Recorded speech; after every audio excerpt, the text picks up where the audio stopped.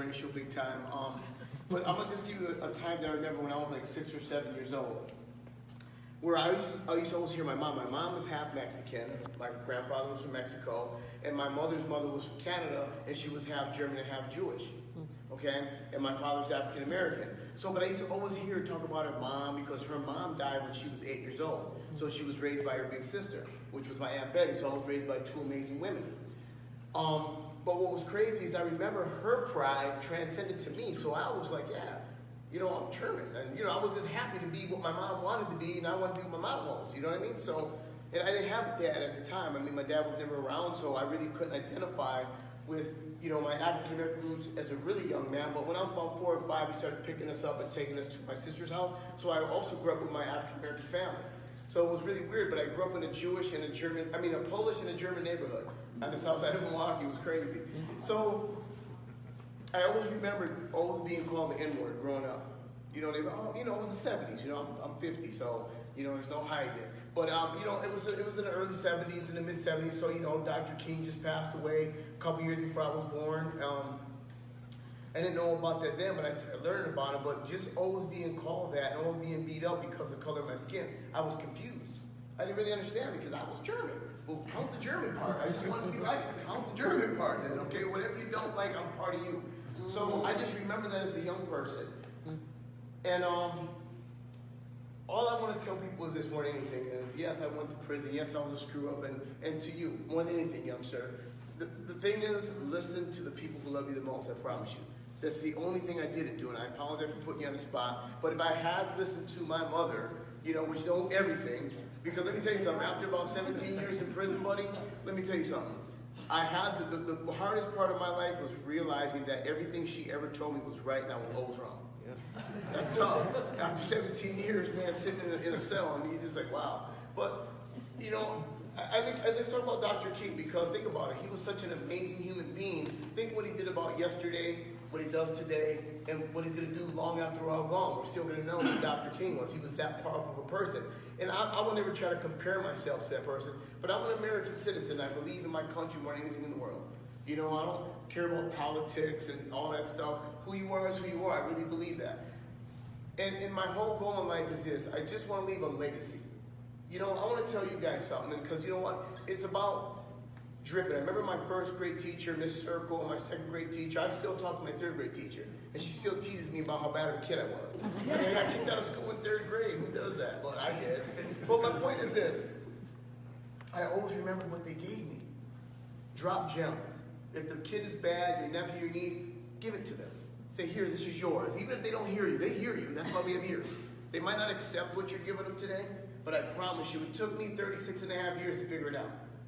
When I walked out of that prison, I was 36 and a half years old. I said, I'm never coming back. Not because I was scared of prison. I grew up in the place. I understood it. My friends were there. More so, I just wanted to change myself and change my country. Who wants to live in the same food? Think about eating a cracker every day. Think about that. Or a peanut. Here's a peanut every day. I'm just giving you an example because every single day, Monday, you know what you're going to eat. Tuesday, you know what you're going to eat. And it's the same. So there was just a lot of reasons, but I don't want to get distracted. I'm going to tell you, me getting this award means so much to me because I'm making a difference. And I spoke in front of some kids the other day, and I was scared because they all started crying. And I said, oh, I'm in trouble. I got like 200 kids crying, and because I knew where they were, and it's different thing. When I get around them kids, I just zone out because I never want them to feel what I felt.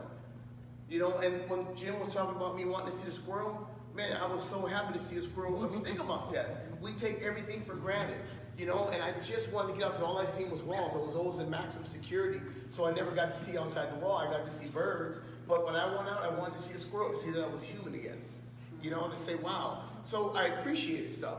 And let me tell you what happened. I got out. I knew the world was going to tell me no. I'm not the guy that, uses my race or not having a dad or being born on welfare as a crutch. I don't believe in excuses. I truly believe no matter what color you are, where you come from, if you put your foot forward, you will do it. I've done it.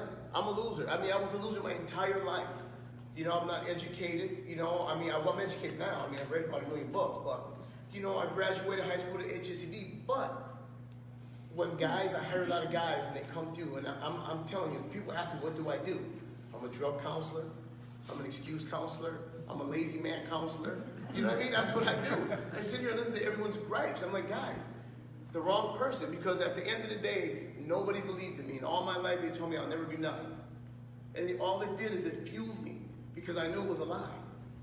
You know, most people tell you things about yourself that they don't see in themselves. You understand what I'm saying? Oh, you will never happen for you, but that's not true. You never tried. So how do you know it won't happen? What happens is this, is when people tell me, oh, it will never work, I already know that it's not really, that they think it's not going to work for me, it's not going to work for them. But they want to convince you that it won't work for you, so then you join them. You see the mindset? So at the end of the day, again, for me to even be in the same sentence with Dr. Martin Luther King and everything he's done for the whole world is amazing to me, because some of you guys were probably around when he was around. I've read a lot about him growing up. But my thing is this. I want you guys to understand one thing about diversity that I tell kids all the time to people. Think about it this way. I want all you guys to pick your favorite food. Put it in your mind. I want you to pick your favorite song. I want you to pick your favorite anything. And just think about it. Why diversity in America? When I hear people talk about like racism and stuff, it blows my mind. You know how smart we are as a race? Think about that. We can go to the moon, we can do all these amazing things, but we're still freaking out at each other about color. Yeah.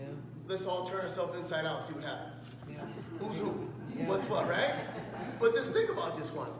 As far as we've come and everything we've been through, it confuses me that, and I don't mean no disrespect, what happened to the World Trade Center was a terrible thing, but think about it. What did we do? We got together. Why do we get together every time stuff gets bad? Why can't we just stay together and keep it good? You know what I mean? And that's what I think in life. Let's just stay good. We've been here, and this is my last example, and I'm out of here because I'll talk to you. I love to talk. I'll talk about 10 different things. But here goes reality. Look, think about this. I said, you know what? If my favorite food was a German spice, think about it. It was just a spice.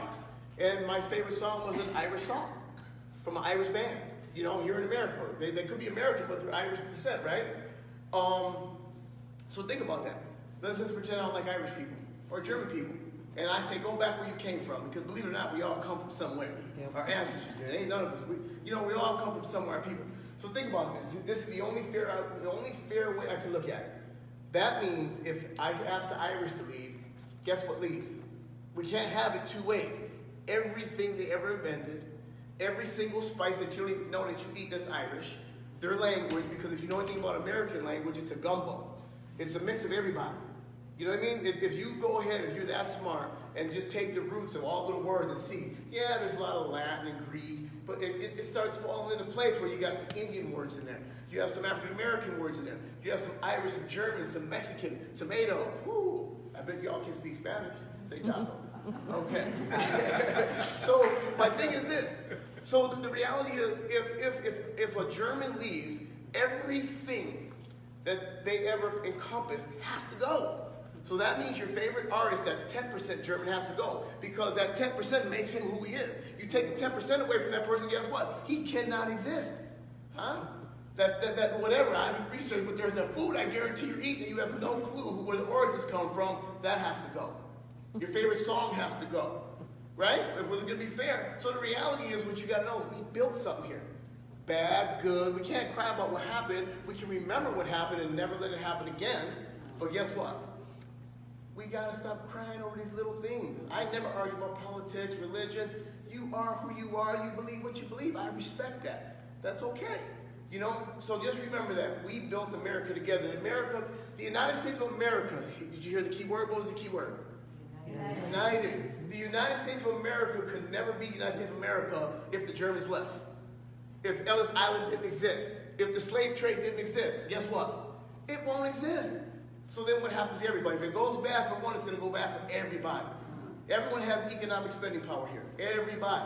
So I believe in diversity so much and being so mixed.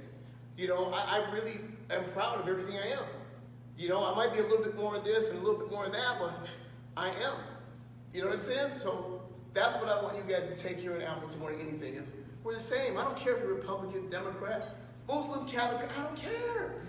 If you're a good human being, I learned this because I was a terrible human being. People hated being around me. They were scared to be around me. I'm like a magnet. I move like this. Everyone moves like that with me. I'm like, oh, what's going on? They go this way. They come with me. So it is so awesome to, one thing I know, people love good people. People follow good people. People listen to good people. Just be good. Respect yourself, respect others, respect other people's opinions. You see what I'm saying? Is it easy? Everything I say and do, it's not hard. It's very simple stuff. Very simple. Color don't matter. You know, okay, we argue about the Packers. I love the Packers. If they lose, I'm going to be mad. That's one thing we can argue about, but that's it. They shouldn't have lost. But outside of that, I appreciate this war more than anything because I haven't won a lot in my life. To be put in the same sentence as Martin Luther King, to be here in Appleton in front of you people, I swear to you, we all have a purpose. Even you. You have the biggest purpose in the world. You know why? Yeah. Because you're our future. Yep. You are 100% our future. That's why I took on to Generation Against Bullying. Because what I'm going to do is I have to make sure at all costs that you, your friends, and people your age make it and become the best and the smartest and the strongest people that I know. Because I have grandkids and kids that all are going to be left after I'm gone. And I want a really good world for them. You see what I'm saying? So you are huge. I tell all kids, you're royalty. You're important. No matter what.